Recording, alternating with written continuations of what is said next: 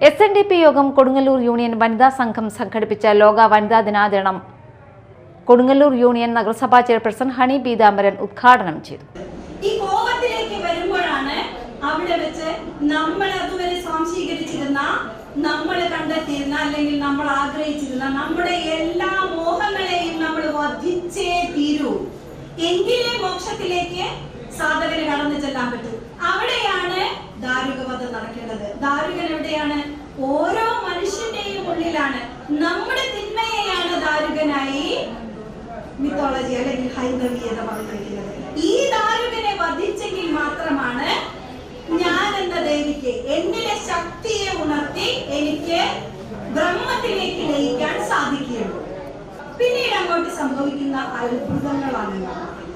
അവസാനം കാണുന്ന അത്ഭുതത്തിനപ്പുറത്തേക്ക് ശാന്തം എന്ന ഭാവത്തിലേക്ക് ചെന്നെത്തുന്ന രീതിയിലാണ് കാളി നാടകത്തിന്റെ കൃത്യമായ രചന പോകുന്നത്. വനിതാ സംഘം യൂണിയൻ പ്രസിഡന്റ് ജോളി ദിൽഷൻ അധ്യക്ഷത വഹിച്ചു.